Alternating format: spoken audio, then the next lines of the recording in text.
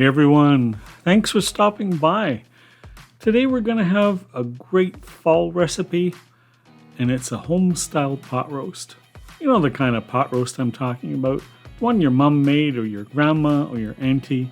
It was always so good when you went to visit them. I'm starting with a 2 to 3 pound blade roast, or you can use cross rib, and I'm seasoning with some salt and pepper. Be generous because this cut of meat is about 3 inches thick.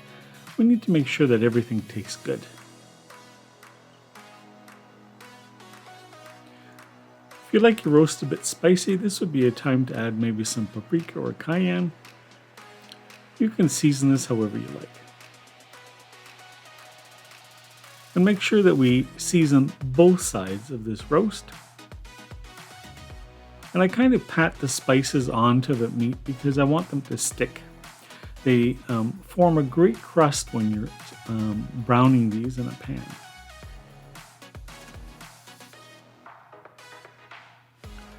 I've got about a 6-liter Dutch oven here, and I'm heating the pan up with 2 tablespoons of olive oil.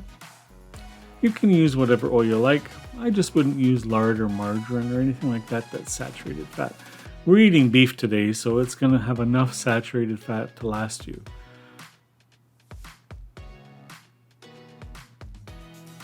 Placing the meat in the Dutch oven, and we're going to brown one side, and then we're going to flip it over to the other side.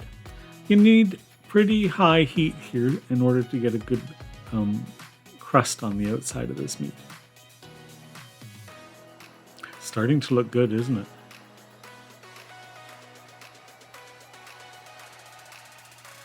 Once the meat is beautifully browned on both sides, I'm just taking it out and setting it aside until I get the veggies in the pot.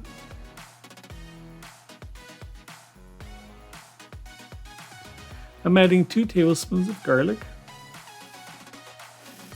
Garlic and beef are just wonderful together.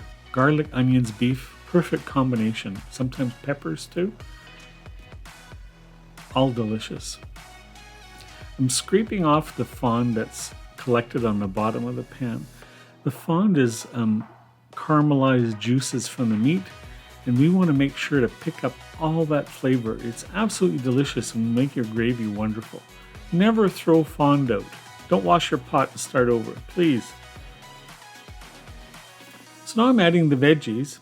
I've got 1 onion, 2 carrots, 2 celery, a pint of mushrooms, and 2 to 3 potatoes, all kind of quartered. We want them pretty chunky because this pot roast is going to braise for 2 to 3 hours, and we don't want all the veggies to disintegrate. If you happen to have some bell peppers, some sweet peppers, throw them into it. They would be delicious. I'm adding a 14-ounce can of diced tomatoes with the juice. Tomatoes make great flavor when you're making gravy.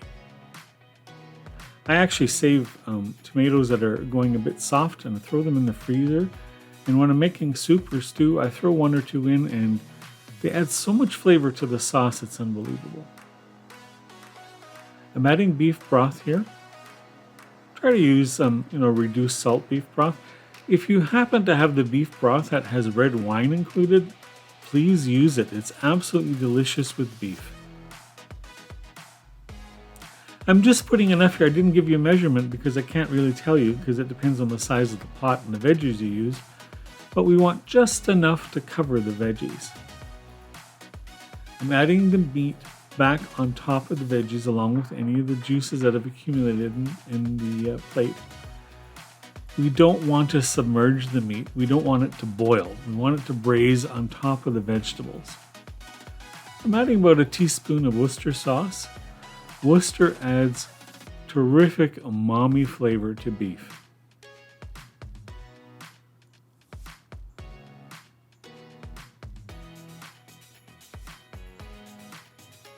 I'm just going to cover the pot, but not tightly close the lid. I want it to braise for about 2 to 3 hours. You need to check it with a fork and see if it's tender. And there it is finished. Doesn't it look good? Along with a nice crisp salad and some crusty bread. Yum. Dinner's ready. If you like the recipe, I'd love it if you'd subscribe to the channel. Love to have some more foodies here. Thanks for stopping by for some more food that warms your soul, and my soul too. See you next time.